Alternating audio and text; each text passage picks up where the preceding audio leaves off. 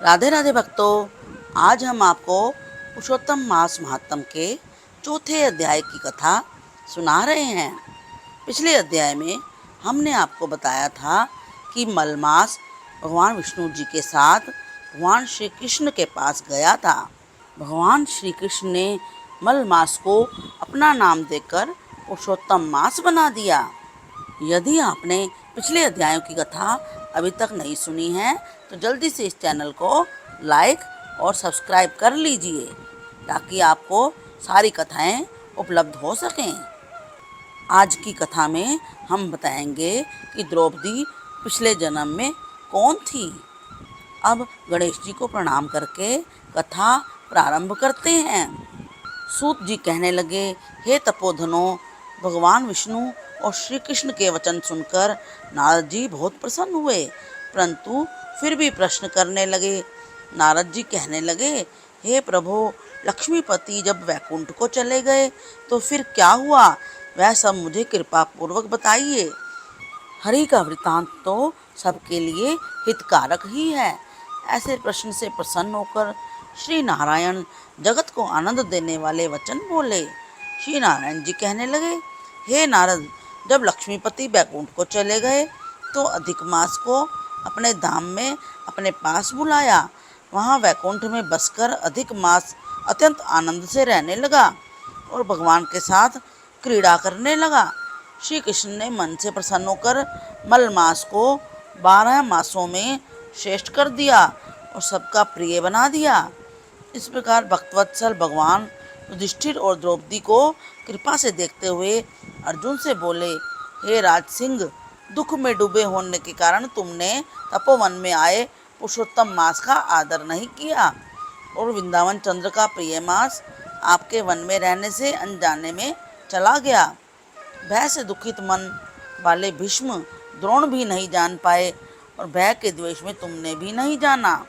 वेद व्यास जी से प्राप्त विद्या और आराधना में लगे रहे। भयंकर युद्धशाली अर्जुन इंद्रप्रस्थ गए और उसके दुख से दुखित आप लोगों ने नहीं जाना। अतः अब क्या करना चाहिए? मनुष्य को प्रारब्ध का भोग अवश्य भोगना पड़ता है।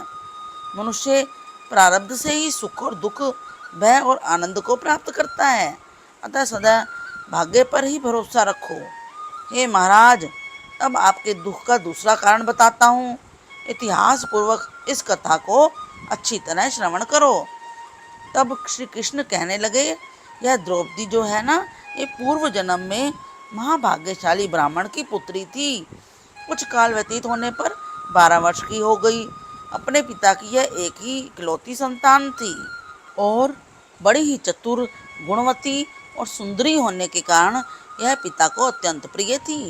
यह पड़ोसन सखियों का सुख देखकर पुत्र पौत्र की इच्छा करने लगी और विचारने लगी कि ऐसे मेरे भी अच्छे गुण और भाग्य वाले भर्ता और सुख देने वाले श्रेष्ठ पुत्र किस तरह उत्पन्न होंगे, परंतु प्रारब्ध ने तो पहले ही नाश कर दिया।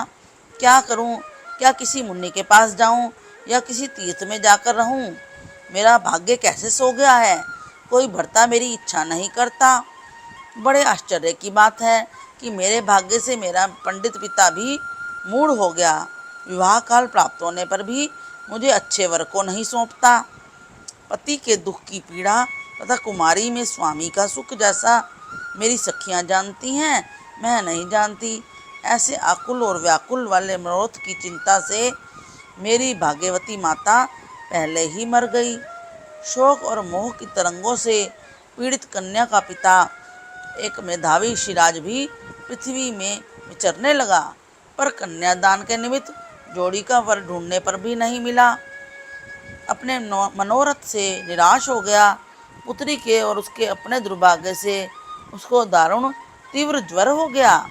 तब वह ऋषिराज सब शरीर में अतिशूल होने के कारण व्याकुल हो गया और श्वास प्रश्वास से युक्त होकर लौटता गिरता घर आकर पृथ्वी पर गिर पड़ा, जैसे मदिरापान करने से मूर्छा को प्राप्त होता है, और अपनी पुत्री का स्मरण किया। जब तक पुत्री भय से व्याकुल होकर अपने पिता के पास आई, तब तक वह मरने के समान ही हो गया।